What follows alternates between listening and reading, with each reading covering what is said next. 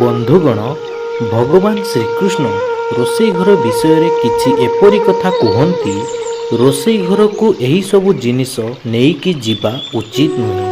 ଯଦି ଶାସ୍ତ୍ରରେ ବର୍ଜିତ ହୋଇଥିବା ଜିନିଷ ଗୁଡ଼ିକୁ ରୋଷେଇ ଘରକୁ ନେଇକି ଯାଇଥାନ୍ତି ବା ରୋଷେଇ ଘରେ ବର୍ଜିତ ଥିବା ଅକାର୍ଯ୍ୟ ଗୁଡ଼ିକ କରନ୍ତି, ତେବେ ସେଥିରୁ ସୃଷ୍ଟି ହେଉଥିବା ନକାରାତ୍ମକ ପୁରା ଘର ପାଇଁ ସମସ୍ୟା ଆଣିପାରେ। ବନ୍ଧୁଗଣ, ରୋଷେଇ ଘର ବିଷୟରେ କୌଣସି ନିୟମ ଜାଣିବା ପୂର୍ବରୁ ପ୍ରଥମେ ଗୋଟିଏ କାମ ପ୍ରତି ପ୍ରଥମେ ଦୃଷ୍ଟି ଦେବା ଆବଶ୍ୟକ ହୋଇଥାଏ, ଯାହା ହେଉଛି ରୋଷେଇ ଘରକୁ ସବୁବେଳେ ପରିସରକ ଓ ପରିଚ୍ଛନ୍ନ କରି ରଖିବେ। କାରଣ ରୋଷେଇ ଘରକୁ ସଫା ରଖିଲେ ହିଁ ସେଠାରେ ମା ଅନ୍ନପୂର୍ଣ୍ଣାଙ୍କର ବାସ ହୋଇଥାଏ।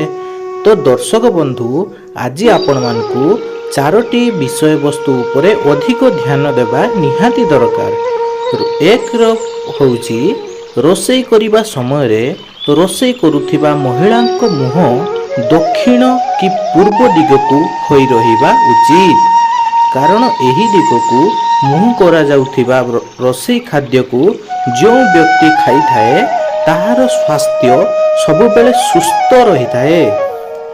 ମଙ୍ଗଳବାର କି ଶନିବାର କୌଣସି ବି ଲୁହାର ଜିନିଷ କିଣିକି ରୋଷେଇ ଘରକୁ ଆଣନ୍ତୁ ନାହିଁ।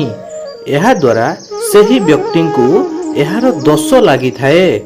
ରୋଷେଇ ଘରେ ଅଧିକ ସଂଖ୍ୟାରେ ଛୁରୀ, ପନିକି ପରି ଧାରୁଆ ଅସ୍ତ୍ର ଅଧିକ ରଖନ୍ତୁ ନାହିଁ, ନଚେତ୍ ଘରେ ସବୁବେଳେ ଅଶାନ୍ତି ଓ କ୍ଲେଶ ଦେଖାଯାଇଥାଏ। ରୋଷେଇ ଘରେ କୌଣସି ବି ଭାଙ୍ଗି ଯାଇଥିବା ଜିନିଷକୁ ରଖନ୍ତୁ ନାହିଁ, ନଚେତ୍ ଏହି ଭଙ୍ଗା ଜିନିଷରୁ ସୃଷ୍ଟି ହେଉଥିବା ନେଗେଟିଭ ଇଫେକ୍ଟ ଘର ଉପରକୁ ପ୍ରଭାବ ପକାଯାଏ। ତେଣୁ ଏହି ସବୁବେଳେ ଧ୍ୟାନ ରଖନ୍ତୁ। ରୋଷେଇ ଘରକୁ ଜୋତା, ଚପଲ ଆଦି ପିନ୍ଧିକି ଯିବା ଆସିବା କରନ୍ତୁ ନାହିଁ, ନଚେତ୍ ମା ଲକ୍ଷ୍ମୀ କୋପ କରିଥାନ୍ତି, ଯାହାଦ୍ୱାରା ସେହି ଘରେ ଆର୍ଥିକ ସମସ୍ୟା ଲାଗି ରହିଥାଏ। ରୋଷେଇ ଘରେ ରୋଷେଇ କରୁଥିବା ବ୍ୟକ୍ତି ବାରମ୍ବାର ଖାଇବାର ସ୍ୱାଦକୁ ଚାଖିବା ଅନୁଚିତ। କାରଣ ଅନେକ ଜଣ ଏପରି ଥାନ୍ତି ଯେଉଁମାନେ ଖାଇବାର ସ୍ୱାଦ ଜାଣିବା ପାଇଁ ବାରମ୍ବାର ଖାଦ୍ୟକୁ ଚାଖିଥାନ୍ତି। ଏପରି କରିବା ଦ୍ୱାରା ମା ଲକ୍ଷ୍ମୀ ରୁଷ୍ଟ ହୋଇଥାନ୍ତି।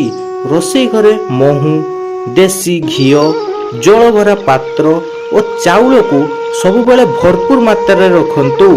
ଏହିସବୁ ଜିନିଷକୁ ରୋଷେଇ ଘରୁ ଖାଲି ନ କରି ଭରପୁର ରଖିବା ଦ୍ୱାରା ମା ଅନ୍ନପୂର୍ଣ୍ଣା ସେହି ଘର ଉପରେ କୃପାବୃଷ୍ଟି କରିଥାନ୍ତି। ଦର୍ଶକ ବନ୍ଧୁ, ଯଦି ଆପଣମାନଙ୍କୁ ଏହି ଭିଡ଼ିଓଟି ଭଲ ଲାଗିଥାଏ ତାହେଲେ ଆପଣମାନେ ଭିଡ଼ିଓକୁ ଗୋଟେ ଲାଇକ୍ କରିବେ ଏବଂ ସାଙ୍ଗମାନଙ୍କ ସହିତ ଭିଡ଼ିଓକୁ ସେୟାର କରିବା ପାଇଁ ଜମା ବି ଭୁଲିବେନି। ଆଉ ଯଦି ଭିଡ଼ିଓକୁ ପ୍ରଥମ ଥର ପାଇଁ ଦେଖିଥିବେ ତାହେଲେ ଆପଣମାନେ ସବସ୍କ୍ରାଇବ୍ କରିବେ ଏବଂ ପାଖରେ ଆସୁଥିବା ବେଲ୍ ଆଇକନକୁ ଦବାଇ ଅଲ୍ ନୋଟିଫିକେସନକୁ ଅନ୍ କରି ରଖିଦେବେ।